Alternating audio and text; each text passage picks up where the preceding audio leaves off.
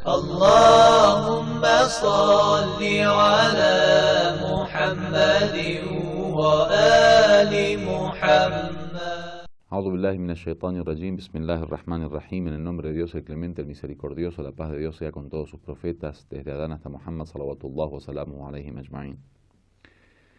Entonces veníamos diciendo en la anterior clase que este orden que dio Dios es justamente el orden lógico para poder lograr la transformación del ser humano. Primero se le da el contenido en la lectura, o sea, se le hace escuchar el mensaje. Luego se trata de purificar el recipiente o el receptáculo del mensaje, que es el corazón del ser humano. Purificar su mente, purificar su pensamiento, purificar su corazón, sus sentimientos, su comportamiento y su conducta. Y luego se le enseña el libro y la sabiduría. En la última parte de la leya dice وَإِنْ كَانُوا مِنْ قَبْلُ لَفِي ضَلَالٍ مُبِينٍ, que significa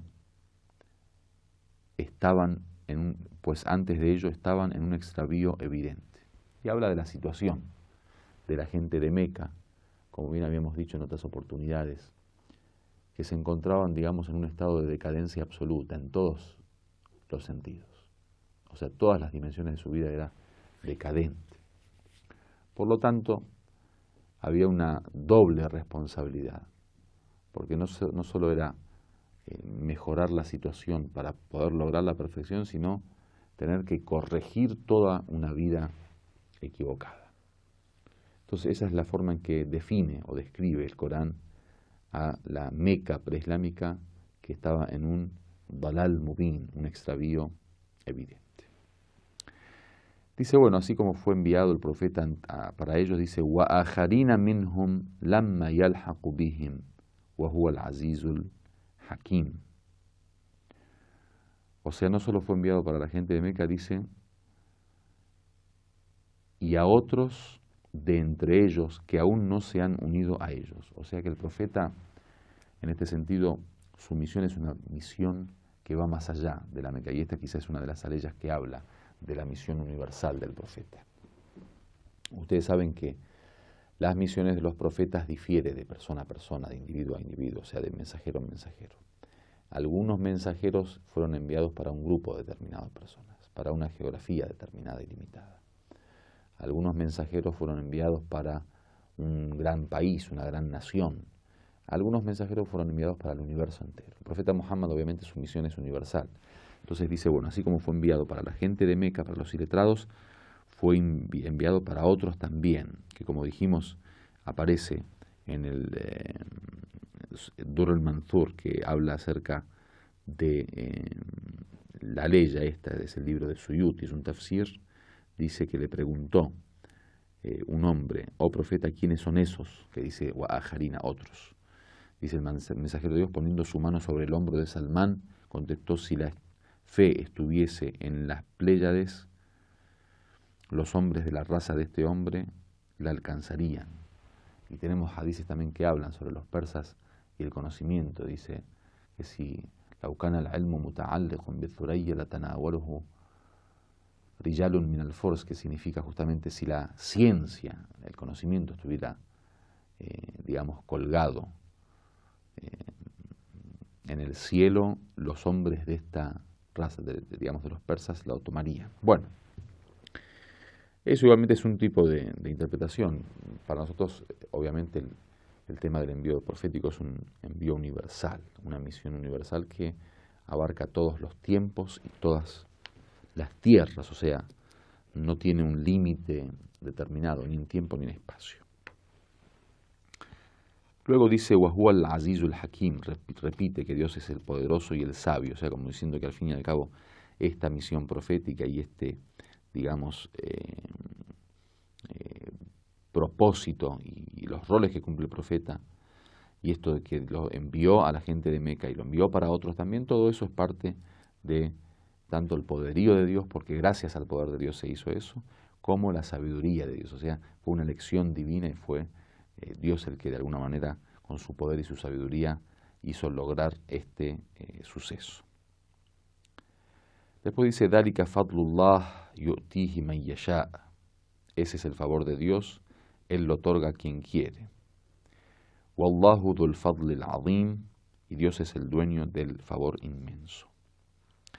Es decir que este rol profético, este envío del profeta, este programa de enseñanza, este programa educativo, lo considera Dios una gran bendición, un gran favor. Por eso dice, Dhalika fadlullah, es el favor de Dios, y lo relaciona directamente a Dios, o sea, se lo adjudica a Dios. Y también habla de la elección de Dios, que Dios se lo da a quien Él quiere. Por lo tanto, el Islam, la revelación, el Corán, todo eso es considerado como uno de los grandes favores. Y ustedes saben muy bien, lo venimos hablando siempre, que los grandes favores deben ser retribuidos con un gran desagradecimiento, ¿no? Cuando hay un favor que se le da al ser humano, una bendición que se le da al ser humano, es necesario que el ser humano primero reconozca al benefactor, segundo se preocupe por agradecerle, tercero que ese favor, esa bendición no le transforme para mal. O sea, por ejemplo, si Dios nos da dinero, nos da poder, nos da, por ejemplo, familia, nos da salud, nos da juventud, todo eso hay que agradecerlo, y que no se traduzca en altanería, que no se traduzca en enorgullecerse o en engrandecerse o creerse más que los demás. Saber que el benefactor es Dios y Él es el que se encarga constantemente de alimentarnos con estos favores y estas bendiciones. Entonces hay que agradecer por un lado a Dios y agradecer también utilizando ese favor en el lugar que debe ser utilizado, digamos, y no transformarlo en enfermedades del alma. Luego habla del ejemplo de los judíos. Dice el ejemplo, Mathalul ladina hummilut taurat, aquellos a quienes le fue encomendado la Torá, thumma lam yahmiluha, y luego no actuaron conforme a ella. Dice, kamathalil himar yahmilu asfara, son semejantes al burro que va cargado de libros. Miren la forma que Dios, digamos, trata a aquellos que, a pesar de haber sido creyentes, no han puesto en práctica esa creencia, no han puesto en práctica esa bendición de Dios que les había enviado tanto a los profetas como a las revelaciones. Eso es una forma de ser malagradecido, por ejemplo.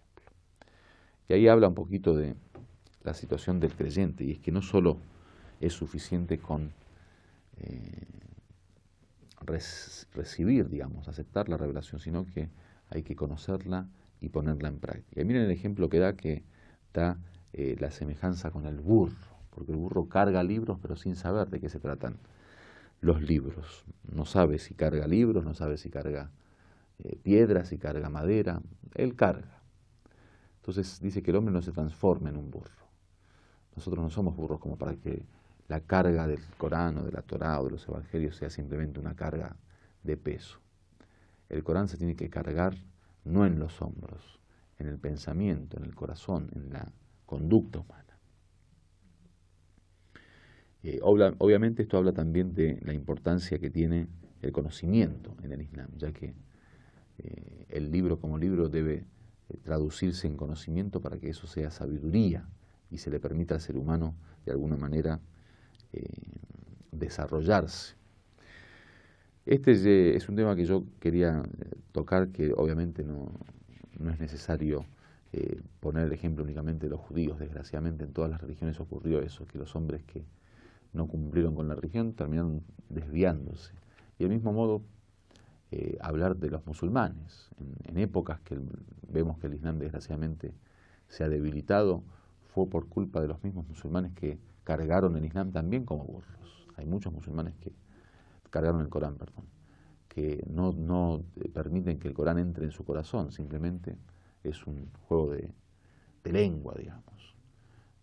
Lo recitan lindo, lo recitan con linda voz, hacen y editan lindas versiones del Corán, escriben lindas aleyas en las casas o en sus lugares de trabajo, cargan el Corán en el bolsillo, pero no actúan con él. Ese también es el ejemplo del burro, digamos. que carga libros sin aprovechar de su sabiduría. Walhamdulillahi Rabbil Alamin.